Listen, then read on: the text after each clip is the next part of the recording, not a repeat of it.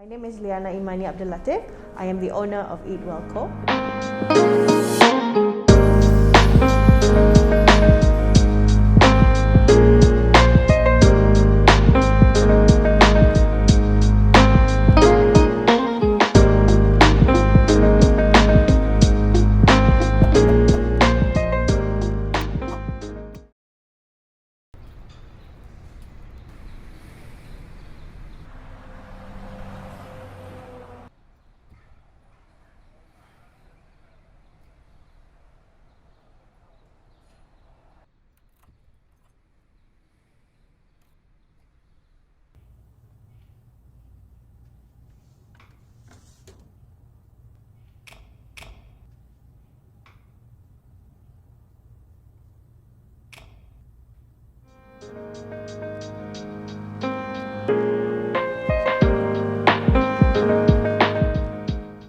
My name is Liana Imani Abdul Latif.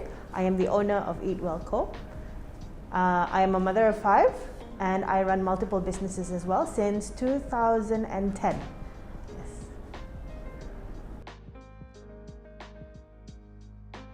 We have been operating since 2018.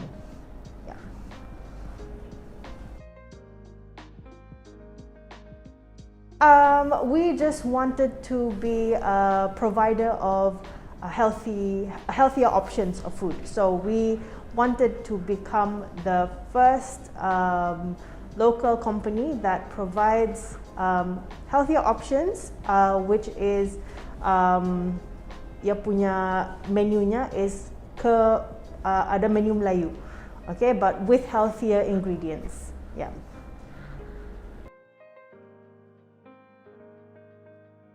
So I've always wanted to be in the food industry. Basically, I have been an entrepreneur for 12 years, and it has always been a dream of mine to open something really quaint and small, just for me to be able to express that side of me that is creative with food. Yeah. So I've always wanted to open a small eatery, but the idea only came after my 4th child, because I have a passion of feeding my children healthy food. Yep, and I wanted it to be available for everybody. This is actually our latest branch. I started in Jurudong. Because it was closer to my place, and I needed it. As a mother of 5, I needed my business to be closer to me, so that I can come and visit all the time, because at that time my 5th child was still a baby. I actually got pregnant when Eatwell just opened. So I needed somewhere that is accessible to me, that does not take so much of my time traveling, so that I could invest in, so that I could be creative and spend more time at the site. But eventually, once my children is a bit grown up, I wanted to explore different places. So I think it just makes sense that with COVID, with staff shortages, and because Jurudong was such a big unit, I just wanted to scale smaller, but so that we can just maintain the quality and keep the staff that we have. Yeah.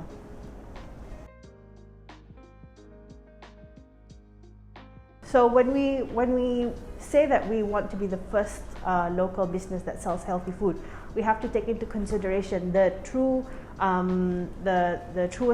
healthiest ingredient that we can source.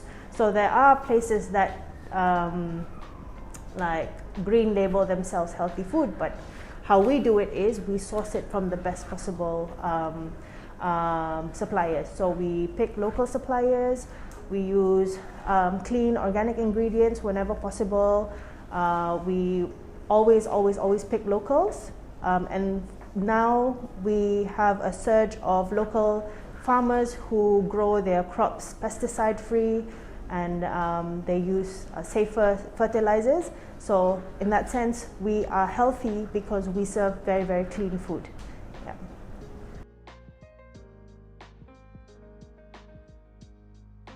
Oh yeah, definitely. Like our daging supplier, because our cows are grass-fed cows, local, so they have increased their price. So we just try to work with them, and we do explain to the customers that we have to increase certain price points because we need to survive as well. And then also with crops, not so much, but I think the price increase is not very much, but it's just the supply. So we just have to be really creative, and we do try to source more effectively. Yeah.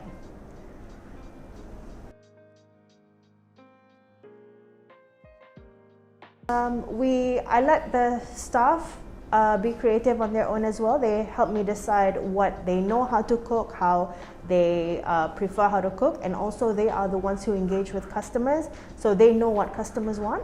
And we also have to understand what our customers also prefer. Yeah, so we work together with the customers and with our staff. So it's not all me making the decisions. I give them the chance and the independence for them to just be creative. Yeah.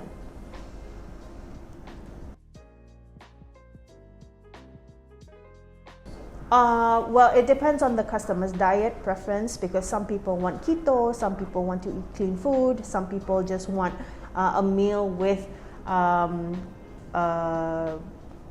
quality carbs. So it really is through conversation with our customers, and we do have very, very regular customers that subscribe to our meal plan. And then how we come about with meal plans is we have to take into consideration the supplies of that season. For example, in Ramadan we don't do meal plans because people want the freedom to eat what they want to eat during dorang punya sungkai, right? So we only resume after Raya. So it's all about knowing when the right time is to create a meal plan, so that we don't fail and waste our resources. Yeah. Yes, we actually have the nasi bungkus, the healthier option of nasi bungkus. So this only means that our sambal is made with, say, olive oil, and we don't use preservatives. And then also the chilies are sourced from local farmers. And then we also have wraps. We also have, sometimes we have some condiments and snacks in between as well. Yeah. Yes, we actually make our own juices. We have our organic free trade coffee, iced latte here. And then we have our best-selling susu kurma. So we do have beverages, and beverages sell really, really well, especially our green juice. Yeah. Yes, I just sent in, I just baked my dark chocolate brownie this morning. We do have, seasonally, we do create desserts.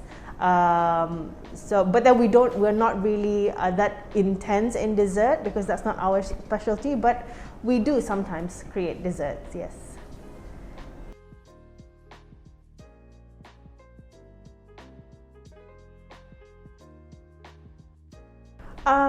Challenges. Okay, the first few years we were growing at a pace where we were comfortable. We were still learning. We were still learning how to become a healthy food provider in Brunei. So there were, of course, ups and downs. Some meal plans did very well. Some meal plans didn't do very well. And some of our menus have had to evolve and change according to seasons and according to the demand. Taking care of customers as well could be very challenging. We tried to be adventurous and we tried doing catering and providing big volumes of food. So we have been trying to testing the waters, basically. We're growing. Okay, so the first few years were comfortable, but then again, when COVID hit, that was when the real challenge. It made us grow up faster, because we had to make difficult decisions. We had to, of course, negotiate with our landlords and everything, and so that was really challenging. So I think the biggest challenge was with our landlord, because it is up to dorang punya ihsan untuk bagi our company a rate that could help us survive during COVID. But unfortunately, of course, during COVID, the landlords also want to survive as well. So that was not very easy. I think most of our sales, most of our revenue went to rent. Yeah. So that is also why we decided to scale down, because we could still create big volumes of food and also reach out to our customers effectively, even in a smaller place. So when COVID hit, the first and second wave were not. It was okay. It was just a matter of the rent, and also not having people dine in was really difficult for us. But then I feel like the third wave was the most difficult, because we had staff shortages, and landlords were already putting back their rent prices back on like normal. So when that started, that is when the struggle. That's when we really had to face the struggle, because the food industry is very labor intensive and the margin is quite low. So yes, the real challenge was at the third wave of COVID, definitely.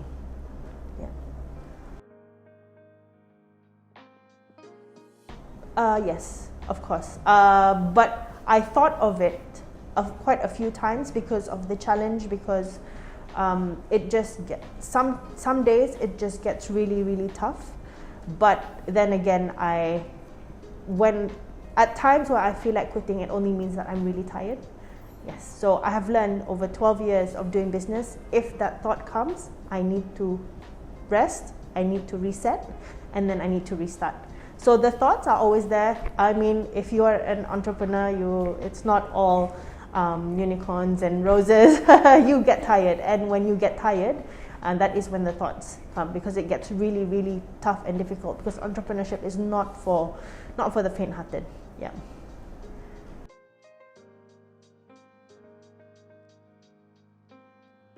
Yeah, definitely my staff, of course my manager, they are very we communicate a lot, definitely. And then ultimately entrepreneurship is a very lonely career, because at the end of the day you make the decisions on your own, but you do receive input from your staff, and I think that is very valuable, because we have to understand where everybody is coming from. Yeah.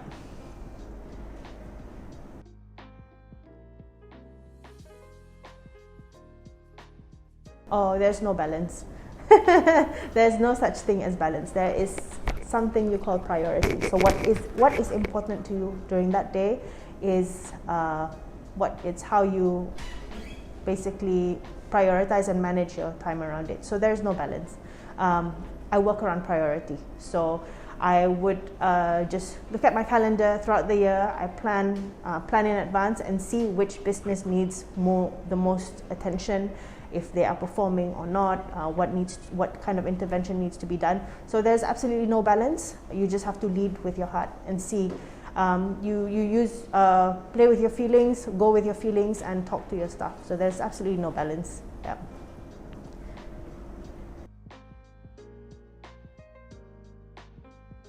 Okay, it was just basically the different markets that we could reach. So in Jurudong, we were focusing on teachers around the area. There's so many schools there. There's JPMC, there's Jurudong Park, there are commuters, and then there are a lot of offices in Jurudong. So we have people from Kampung Jurudong also enjoying that venue. And when we decided to open in Gadong, it's because of the coverage in Gadong as well. We wanted to attract those working population in Gadong, and especially because the building here is very accessible. It is very central. Accessible from all sides of the building, actually. So, and there's a big parking lot and everything, and the food court is also very well known. So that was the main attraction for us. We just wanted different markets. Yeah.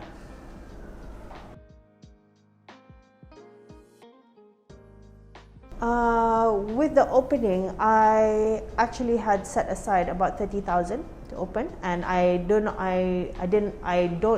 take any loans or any credit. So it's just basically my personal investment. Yeah.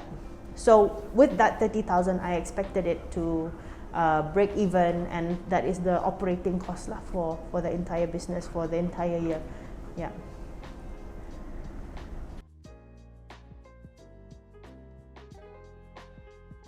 Okay, I think with business it's definitely not easy. I feel like the Brunei is one of the hardest places to maintain a business and not just start a business, because it will really knock you down if policies change, if customers change their mind, if you are not doing the right business as well. You will really it will not be an enjoyable journey. So if you want to do business, one, you have to follow your passion, because at the end of the day, if you don't like what you are doing, you're going to hate going to your job every single day. And then next is business is not easy, so you have to know your why. If you don't know your why, you are not going anywhere. So atau tah yang memberi kekuatan, or else you wouldn't even want to get out of bed in the morning if you don't know why you're doing the business. Okay, and because that's why you see so many small businesses that start and they don't succeed. They give up so quickly. It's because business is not for everybody. So you just have to really, really know what your why is. I think that is the most important thing. Not every day, you don't have to be a really motivated person, you don't have to be the most rajin person in the world, but if you know why and if you follow your passion, inshallah, you will succeed. Yeah.